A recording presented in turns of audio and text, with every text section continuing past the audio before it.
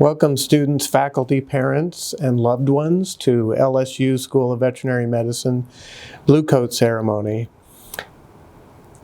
Students, this is the moment that we commemorate the beginning of your professional education. And I know that you've been congratulated many times already, but just one more, Yahoo! Congratulations. The entire faculty and I congratulate you for getting here. I know it wasn't easy. You worked very hard. And we love having you because having the best students tends to make our training much easier, frankly. And our faculty are particularly proud of our training programs. These are the programs that will essentially make you a professional. So the practice of medicine is based on a fundamental understanding of life's processes. And that's what you'll be beginning to understand in these early preclinical years. This fundamental knowledge underscores every decision you will make for your patients in the long run. If you talk to second or third year students, they will say, well, I can't wait to get in the clinics. But if you talk to our alumni and the people who have graduated and even practitioners, they would suggest paying attention in the preclinical years is critical to being the best. In other words, that physiology, epidemiology, genetics, pharmacology, and basic mechanisms resulting in health and disease underlies everything that you will be thinking and doing when you are in practice. And that's simply because this material influences everything that they see and every action that they take. So you have to know the function of every cell, organ, and system to understand and ultimately fix what's wrong. Put bluntly, we're going to train you to be a clinician scientist. So you'll be trained to break down each case to its singular problems, and your underlying knowledge of those systems will interrelate to give you clues to eventually refine a hypothesis about the cause, and that will dictate tests that will deny or confirm your hypothesis. Very much the scientific method. Your understanding of that disease process will then lead ultimately to treatment and how you fix those problems. There's another reason that underscores why we educate you this way. That's unexpected things are going to happen and pose challenges no one anticipated. We are in the middle of a COVID-19 outbreak and pandemic. That's one example of exactly how the unexpected will constantly challenge us. Really, this is the most interesting part of the profession. It's facing new problems, thinking them through, going back to the basics, and eventually working towards a positive outcome. You have to be prepared for these unexpected events. In his book, Teams of Teams, General Stanley McChrystal, who coordinated the Allied coalition in the prolonged conflict against al-Qaeda in Iraq, describes how he found that up to then conventional training was not enough to defeat the enemy despite his superior firepower. It seemed like whenever they had a attack planned, which they had intercepted, they would send a battalion to address that attack, and the attack would be diverted at the last minute, and a new terrorist attack would seem to erupt out of nowhere. So in considering his options, he thought about the difference really in training a soldier capable of dealing with a known threat and educating teams of professionals who could respond effectively to increasingly improvised threats from the enemy. And he used medicine as an example, as an instructive analogy. And quote, "The difference between education and training was his focus. Medical school is education. First aid is training. Education requires fundamental understanding, which can be used to grasp and respond to a nearly infinite variety of threats, whereas training involve singular actions. And they're very useful, but only against anticipated challenges. So education is very resilient, training is robust. So Tracy McNamara was in the Bronx Zoo in 1999, and being a pathologist, she was surprised to find crows essentially dying in part of the zoo, many dead crows under trees and that kind of thing. Being a pathologist, they weren't her wards, if you will. They weren't zoo animals, but she started looking at them and noticed encephalitis in their brains that was very, very unusual. So she immediately called CDC, and CDC kind of dismissed her. Oh, you're an animal veterinarian. You don't know what you're doing. And then she went to the mayor's office, and the city health department had also noticed that people were dying of encephalitis, a small number, but a number nonetheless of encephalitis. And it soon became apparent that these diseases were in fact the same. McNamara soon was dealing with a variety of problems at her zoo: deaths of a cormorant, several flamingos, and a bald eagle. Eventually, what happened was she realized, and they realized, that this was West Nile virus, the first example of West Nile virus in the United States. It is now throughout much of the country. So you're going to see these all the time. You're not going to see, hopefully, a COVID-19 outbreak all the time, or even a new introduction of a brand new virus. But every patient is potentially a new problem. So we're here to educate you. And on your journey, I urge you to take full advantage of not only the curriculum, but the faculty and the many extracurricular opportunities and activities that we offer. We want to make you curious. In other words, that's how scientists work. So if you are very satisfied with your education and you think you have all the answers, you're probably not right. Because even the best, in fact, the better you get, the more questions you will have. That's the kind of person we want to make you. Is this treatment the best that we have to deal with this problem?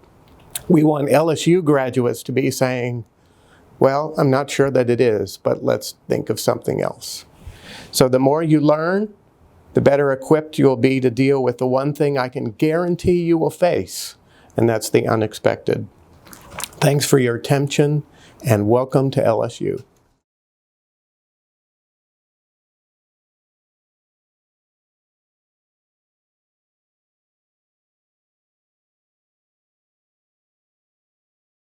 Welcome and congrats to you all for your acceptance to the LSU School of Veterinary Medicine. My name is Jesse Brandon. I am the current president for the Louisiana Veterinary Medical Association. I know it is an uncanny time for you all to be starting your studies at a time of social distancing during this current pandemic, but I'm thankful there are the applications and programs available to allow your education to carry on. The world needs you. You are our future veterinarians. And vet school for me was probably the longest and shortest 4 years of my life. It will be the same for you, I promise. Before you know it, the letters DVM will be behind your name and you're going to be out in the world helping animals and people.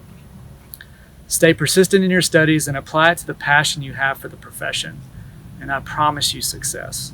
Veterinary medicine is a never-ending journey, so don't forget to enjoy the ride along the way. Lastly, don't forget to take the time for yourselves and each other. You are never alone. The LVMA's mission since its founding has always been to advance veterinary medicine, but also to advocate for its association's members. We seek to protect your rights and privileges as future veterinarians, but also your well-being. Good luck to you all with your future studies. God bless and go Tigers.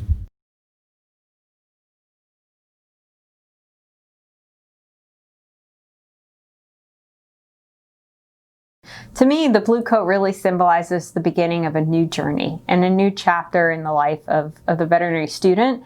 And for many of them, this is a lifelong dream that they are starting to achieve and realize that it's coming to fruition. And so it symbolizes their entrance into the profession and their recognition on a professional level as future veterinarians and colleagues. We're so excited to have each and every one of you. My best advice for you at this point in time is to take things one day at a time. This is going to be a fantastic next 4 years. There will be lots of ups and downs. Know that everybody is here to support you along the way. But this is really going to be an incredible journey. We hope that you take it one day at a time and know that you're supported. And in 4 years, you will walk across that stage as a veterinarian.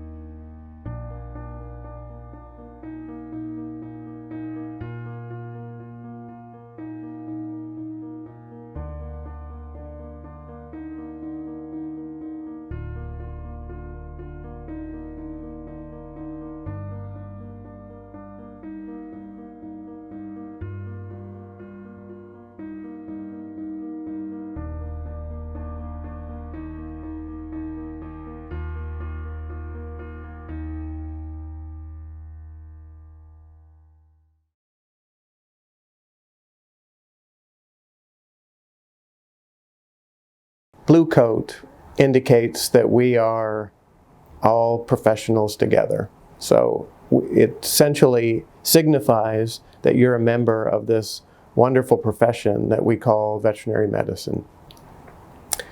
As veterinary professionals, we treat all of our clients equally, regardless of their backgrounds. Animals can't talk, only their owners can talk. So once you treat people well, they will tend to divulge more material that can be useful in elucidating a problem and eventually treating a problem. So you become a better veterinarian when you essentially adhere to the principles of diversity, equity, and inclusion. So with that, we have included some language in our oath that all of the students have signed on to, and we will begin reading that now.